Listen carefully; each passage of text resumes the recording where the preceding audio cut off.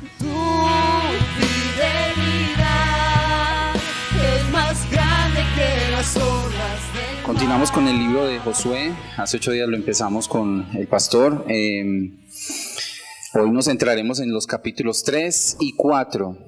Y de pronto no con todos los detalles que quisiéramos, pero con la bendición del Señor vamos a oír en esta mañana la voz del Espíritu Santo.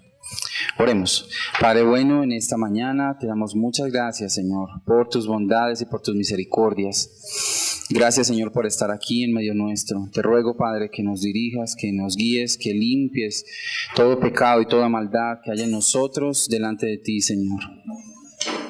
Que tengas la misericordia, Señor, de hablar a nuestras vidas una vez más a través de tu palabra.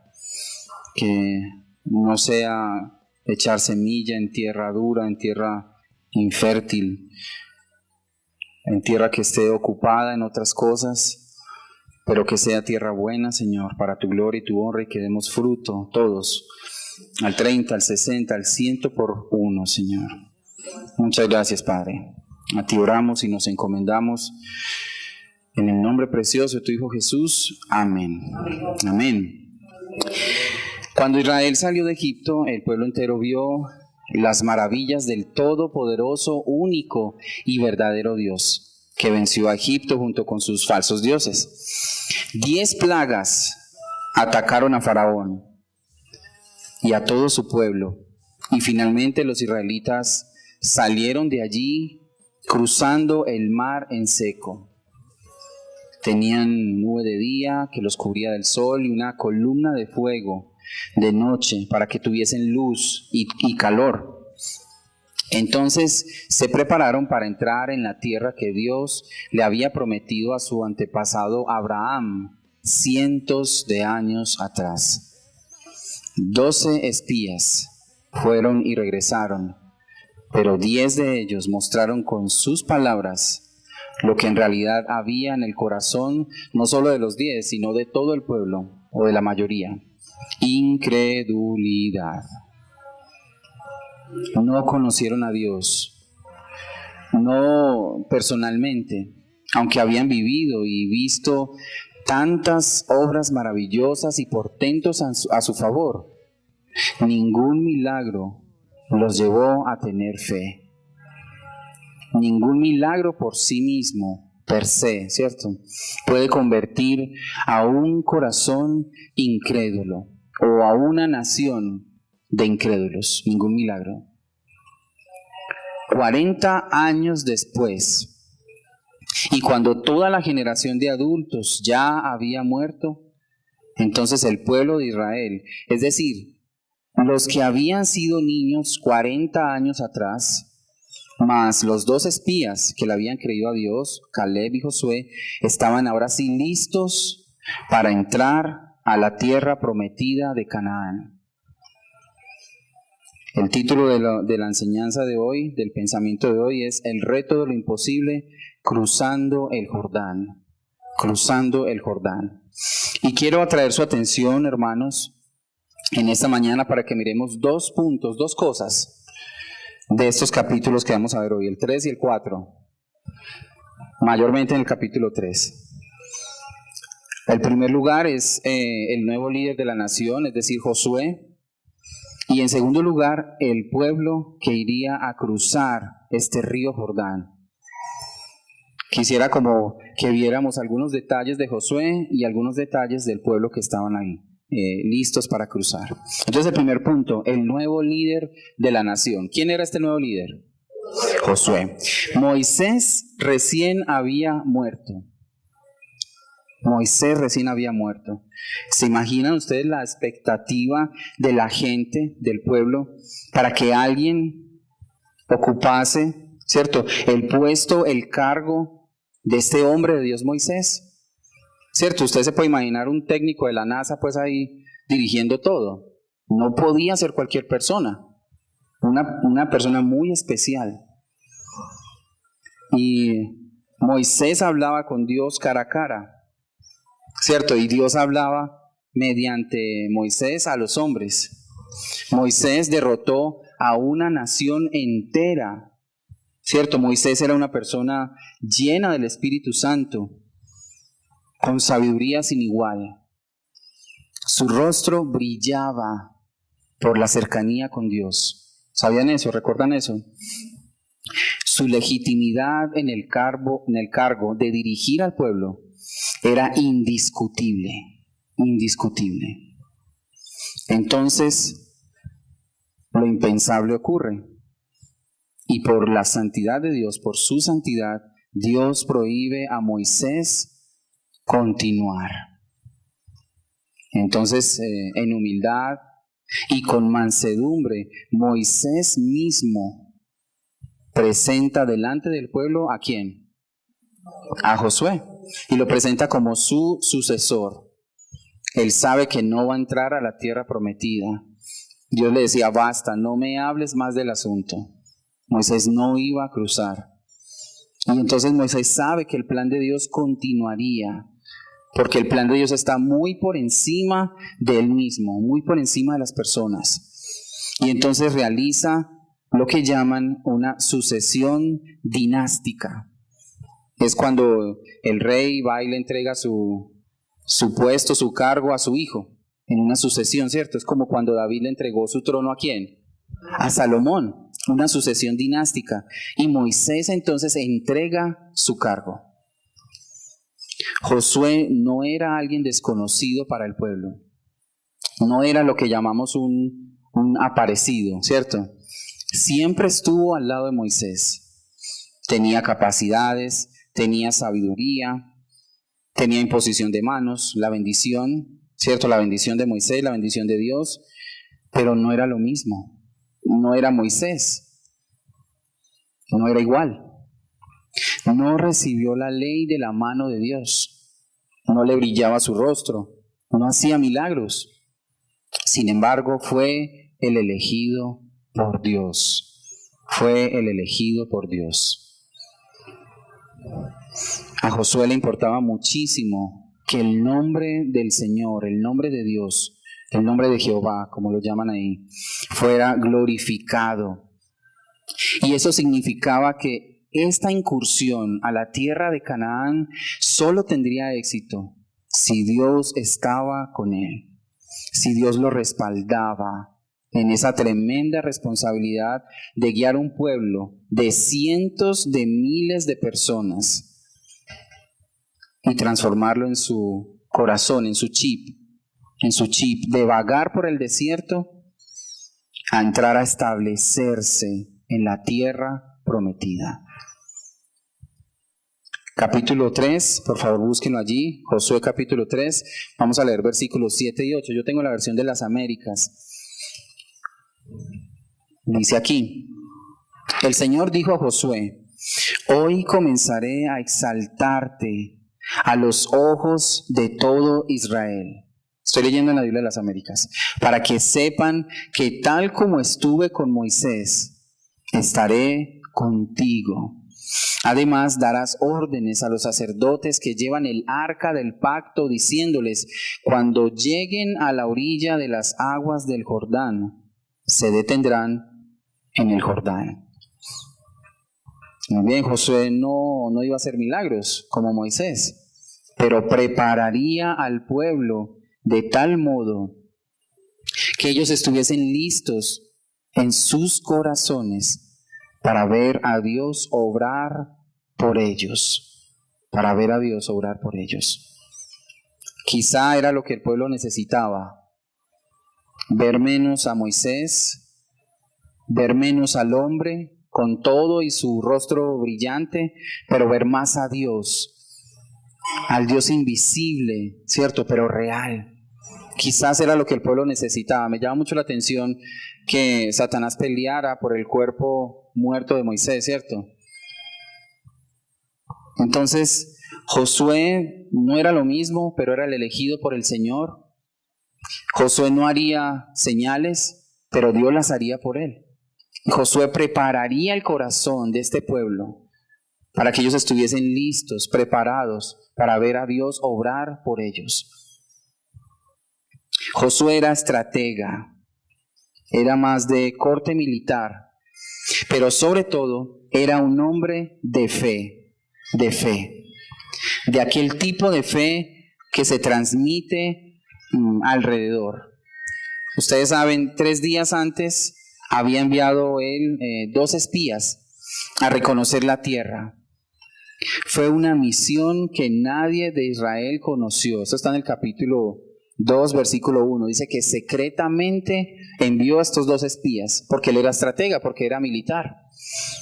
Aunque la misión era secreta, los 2 espías fueron descubiertos muy rápidamente. No los podemos culpar. Nunca jugaron a los espías en el desierto. Era su primera vez, ¿cierto? Y entonces el secreto fue descubierto más rápidamente a los líderes de Jericó, como peor que tener un grupo de WhatsApp con Tola y Maruja. Eso fue de inmediato. El secreto que Israel no conoció, en Jericó lo conocieron de inmediato. Pero ellos encontraron ahí en Jericó a una persona de fe. A una persona de fe. Dios la había preparado. ¿Cómo puedes reconocer que alguien es creyente? ¿Cómo puedes reconocerlo? Tienes que tener verdadera fe en ti, tienes que tener verdadera fe alrededor tuyo, ¿cierto? Estar con los billetes originales para saber cuáles son los falsos, como dicen. Fue providencial que estos 2 espías llegaran ahí. Y fueron las palabras de ella, de Rahab, las que dieron a conocer su corazón de fe. Y esa mujer, Rahab, seguramente despreciada por los hombres y mujeres de la ciudad por su manera de vivir la vida, ustedes saben, era ramera, y siendo de lo más bajo de la sociedad, había sido preparada en su corazón por Dios. Era imperfecta, como cualquiera de nosotros, mintió, ¿cierto? No sabía que Dios podía guardar a esos 2 espías sin la ayuda de ella, sin que ella mintiera, pero fue escogida. Incluso llegó a ser la abuela ¿de quién? De David, el rey David, de quien vendría el Salvador del mundo, ¿cierto? Jesús. Entonces, vemos que Josué era militar, estratega y hombre de fe, y que estaba dispuesto a hacer lo que Dios le pidiera, aunque tuvo errores, ¿cierto? Pero en general, la gran mayoría de veces fue perfectamente obediente a la palabra de Dios. Y eso es probablemente mucho más de lo que usted y yo seamos, ¿cierto? Esa fue su prosperidad. Esa fue la bendición de Josué. Esa fue una característica de toda su vida: obediencia, obediencia, obediencia. Pero permítame hacerle la siguiente pregunta. Si pudieras traer todas las características de Josué como líder de Israel, no solo de pronto las que yo menciono aquí porque es muy corto el tiempo, sino todas las que usted conoce, recuerda, como para aplicarlas a su vida, ¿cuál de todas esas características traería hoy usted a su vida? ¿Cuál? ¿Su obediencia, su fe, su valentía?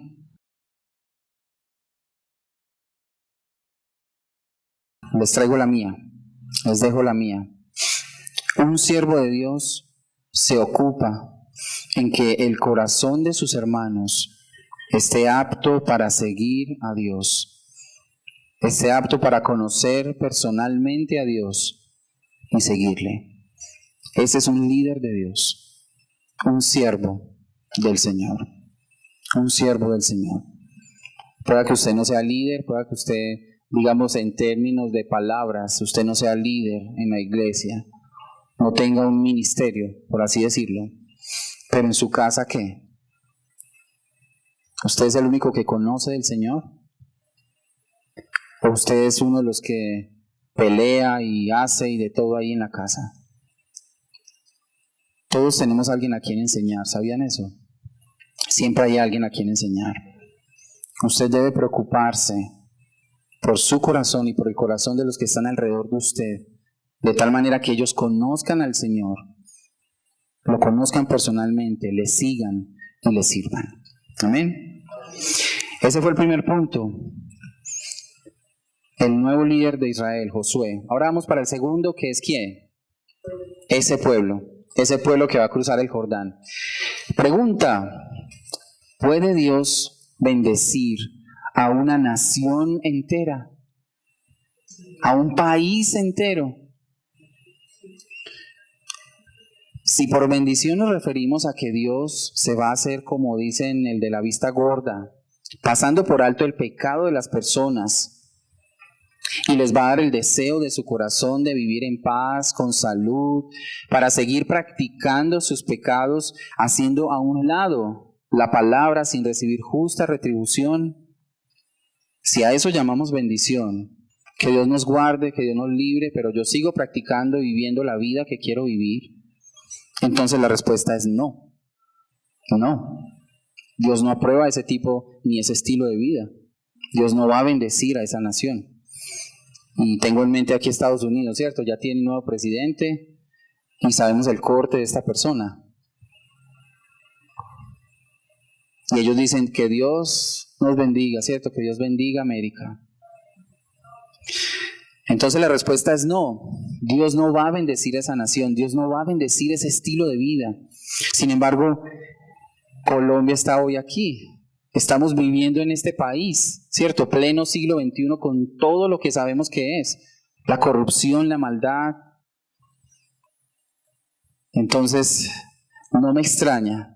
Si hoy estamos aquí, si hoy Estados Unidos está todavía vivo, Colombia y el resto del mundo, ¿cierto? Si hoy todavía todas las naciones del mundo están aquí, entonces no me extraña que Israel estuviese a punto de cruzar el Jordán.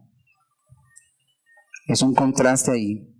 Estaban lejos de ser perfectos, Israel, lejos de cumplir perfectamente la ley, pero en este punto de su historia estaban listos a obedecer al Señor desde su corazón, desde su corazón. Quizá no todos, pero la gran mayoría estaba así. Versículo 5 del capítulo 3. Entonces Josué dijo al pueblo: conságrense, porque mañana el Señor hará maravillas entre ustedes. Y Josué dijo a los sacerdotes: tomen el arca del pacto y pasen delante del pueblo. Y ellos tomaron el arca del pacto y fueron delante del pueblo. ¿Cómo creen posible que una nación entera se pudiera consagrar, se pudiera apartar de lo mundano de un día para otro? Él les dijo: conságrese porque mañana vamos a cruzar el Jordán. Una nación entera. Una nación entera. Probablemente desde el punto de vista ceremonial podían prepararse, externamente me refiero, ¿cierto? Podían lavarse, podían evitar tocar algunas cosas, pero como se dice en mi trabajo, cuando no puedes reaccionar ante una cosa, ya estamos jugados. Ya estaban jugados. De un día para otro, esto no va a suceder de un momento a otro, esta consagración personal. No, a menos que tu corazón realmente se rinda. A menos que tú te humilles genuinamente desde tu corazón, a menos que confieses tu maldad, tu pecado al único y santo Dios, para apartarte de Él, para entregarte a Él, es decir, para consagrarte. Veo a una nación joven e inexperta, pero con un corazón dispuesto a pagar el precio, dispuesto a consagrarse a Dios, dispuesto a rendirse de todo corazón a Él. Niños, jóvenes y adultos, todos a la orilla del Jordán. Versículo 14. Así que cuando el pueblo salió de sus tiendas para pasar el Jordán con los sacerdotes, llevando el arca del pacto delante del pueblo, y cuando los que llevaban el arca entraron en el Jordán, y los pies de los sacerdotes que llevaban el arca se mojaron en la orilla del agua, porque el Jordán se desborda por todas sus orillas todos los días de la cosecha. Las aguas que venían de arriba se detuvieron y se elevaron en un montón a una gran distancia en Adam, la ciudad que está al lado de Zaretán. Las aguas que descendían hacia el mar de Arabá, el mar salado, fueron cortadas completamente. Así el pueblo pasó hasta estar frente a Jericó. Los sacerdotes que llevaban el arca del pacto del Señor estuvieron en tierra seca, en medio del Jordán, mientras que todo Israel cruzaba sobre tierra seca hasta que todo el pueblo acabó de pasar el Jordán. El Jordán. Quisiera hablarles detalles del río Jordán, lo estuve buscando, los tengo, pero me voy a centrar aquí. Al finalizar la vida de Moisés en Deuteronomio, te das cuenta que Israel estaba siendo llamada a renovar el pacto con Dios, a renovar el pacto que ellos tenían con Dios. Y aquí vemos a un pueblo que se aparta del mundo y se consagra al Señor, tratando de vivir para Él. Y entonces el Señor Dios empieza a cumplir también su promesa de entregar a Canaán a la descendencia de Abraham. Es un pacto de doble vía. Doble vía, el hombre cumple, Dios cumple. Donde el hombre cumple, entonces Dios también, ¿cierto? Pero lo que me llama terriblemente la atención es que cuando pasas al capítulo 5, me salté ahí un capítulo, al capítulo 5 de Josué, te das cuenta que los hombres del pueblo de Israel no estaban siquiera circuncidados, no tenían circuncisión. ¿No fue ese el problema que Moisés tuvo con el Señor? ¿No le salió al paso para darle muerte? Y la esposa tuvo que cortar el prepucio de su hijo con un pedernal que encontró por ahí. La circuncisión, señal del pacto. Y todos estos hombres que cruzaron el Jordán no estaban siquiera circuncidados. Me llama terriblemente la atención eso. Pero recuerden, Dios vio la intención del corazón. Ni usted ni yo somos perfectos. Ni usted ni yo. Pero, ¿cuál es la intención de su corazón? ¿Qué es lo que usted hace? ¿Con qué intención la hace? ¿Para agradar al Señor? Usted busca de Él, usted ora, usted lee, medita, practica la palabra. Dios lo ve. Dios lo conoce a usted. Dios lo escucha a usted.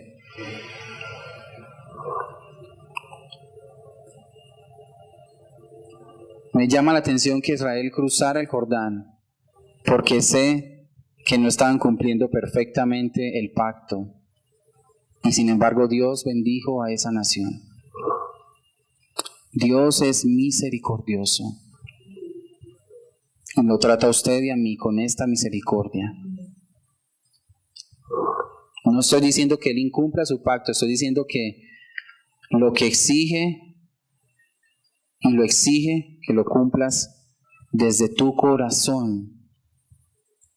Desde tu corazón, no siempre patinando en el mismo pecado, sino confesando y apartándose, confesando y viviendo para Él, consagrándote a Él día tras día, día tras día. En las noches cuando te despiertas, ora, busca del Señor. Aunque hoy no estamos viviendo ese mismo pacto, sino que vivimos el pacto en Cristo, el nuevo pacto, ¿cierto? Que se cumple en Él. Entonces nuestras vidas no son nuestras. Nuestras vidas son del Señor. Le pertenecemos a Él, nuestras familias son de Él. Dios puede bendecirte. Dios puede bendecir tu vida hoy, pleno siglo XXI. Puede bendecir todo lo que tienes a tu alrededor. Pero tú debes honrarle a Él. Tú debes consagrarte a Él. Puede que Dios no bendiga a una nación entera como Colombia, puede ser, pero Dios te puede bendecir a ti. Tú puedes ser agente de bendición. Aquí en Colombia, en este país lleno de corruptos, de malvados, de mentirosos, de ladrones, Dios puede bendecirte y bendecir todo lo que tú tienes alrededor. Pero tú debes consagrarte a Él. Tú debes renovar esto con Él. Tú debes vivir para Él. Dios es un Dios santo y celoso. No nos comparte con nadie, no quiere hacerlo. Consagrémonos a Él. Confesemos a Él desde el corazón nuestro pecado. Quisiera que pudiéramos decir, como dijo Josué al final, yo y mi casa, yo y mi familia serviremos a Dios. Amén. Oremos. Humillarme y postrarme